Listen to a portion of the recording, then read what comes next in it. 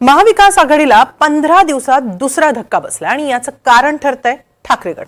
ठाकरे गटामुळे महाविकास आघाडीतल्या मित्रपक्षांची कोंडी होऊ लागली आणि यामुळे महाविकास आघाडीतला एक मित्रपक्ष सत्तेतून बाहेर पडू शकतो। काय घडलंय आणि ठाकरेंमुळे महाविकास आघाडीमध्ये काय बिघडलंय पाहूया।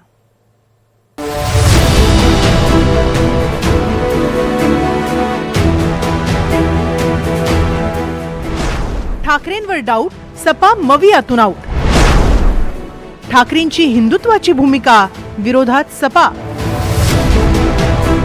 ठाकरे गटाच्या मिलिंद नार्वेकरांनी बाबरी मशीद प्रकरणाच्या गौरवाची केलेली ही पोस्ट आणि यावरूनच महाविकास आघाडीला फुटीचं ग्रहण लागलंय। ठाकरे गटाने बाबरी मशीद प्रकरणाचा गौरव केल्याने समाजवादी पक्षाने नाराजी व्यक्त करत मवियापासून फारकत घेतली आहे। महाविकास आघाड़ी का एक घटक ये बोलता है कि 6 दिसंबर को अखबार में ऐड देता है, बयान देता है कि बाबरी मस्जिद डिमोलिश करने वालों को बधाई, आपने अच्छा काम किया, तो फिर मैं समझता हूँ कि महाविकास आघाड़ी आगे नहीं चलने वाली है। कांग्रेस भी उनको साथ अगर देगी तो कांग्रेस भी से कम्युनल पार्टी बन जाएगी, मुझे नहीं मालूम, लेकिन मैं उनके साथ नहीं हूँ। एक पूरी तरह से स्पष्टीकरण दूंगा आपको। पहले तो हमने जो शपथ ली है, हमें कोई सूचना महाविकास आघाड़ी से नहीं थी कि आज शपथ नहीं लेना है। पहली बात तो हमने जो शपथ ली है वो प्रथा परंपरा के हिसाब से ली है। एक दूसरी बात, आपने कहा कि हमने जो आज आप जो मुझसे पूछ रहे हैं कि समाजवादी पार्टी महाविकास आघाड़ी में रहेगा कि नहीं रहेगा या है कि नहीं, हम महाविकास आघाड़ी में है, लेकिन महाविकास आघाड़ी का मूल उद्देश्य क्या है? सेक्युलरिज्म, संविधान। और जो पक्ष आए हैं, कांग्रेस हो, एनसीपी शरद चंद्र पवार हो, समाजवादी पार्टी हो या दूसरे अन्य दल हो, ये सब सेक्युलर दल है। जो कल सम्मान्य मिलिंद नार्वेकर जी ने ट्वीट करके कट्टर हिंदुत्ववादी स्टैंड लिया है, आज हम आके आपके सामने कह रहे हैं कि अगर उद्धव बाळासाहेब ठाकरे शिवसेना पक्ष को अपना स्टैंड क्लियर करना चाहिए कि अगर उनको कट्टर हिंदुत्ववादी रास्ते पे जाना है तो हमको बता दीजिए, हम बाहर हो जाते हैं।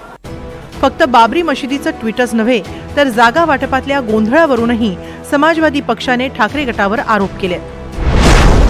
निवडणुकीवेळी जागा वाटपात सहभागी न केल्यानं नाराजी, निवडणुकीत कोणताही समन्वय नसल्याने नाराजी, सपाला सन्मानजनक वागणूक न दिल्याचा आरोपही सपानं केलाय।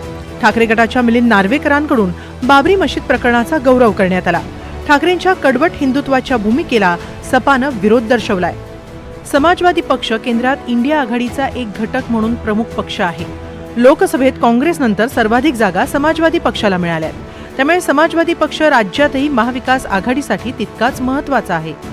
समाजवादी पक्ष मवियातून बाहेर पडल्यास महाविकास आघाडीचं गणित कसं असणार आहे पाहूया। उद्धव ठाकरे गट 20, काँग्रेस 16, शरद पवार गट 10, CPIM 1, शेकाप 1 आणि सपाच्या 2 जागांसह मवियाकडे सध्या 50 जागा आहेत। यातून सपा बाहेर पडली तर मवियाचं संख्याबळ 48 वर येईल।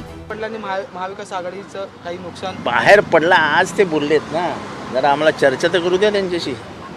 महाविकास आघाडीचं काही नुकसान बाहेर पडला, आज ते बोललेत ना, जरा आम्हाला चर्चा तर करू द्या त्यांच्याशी।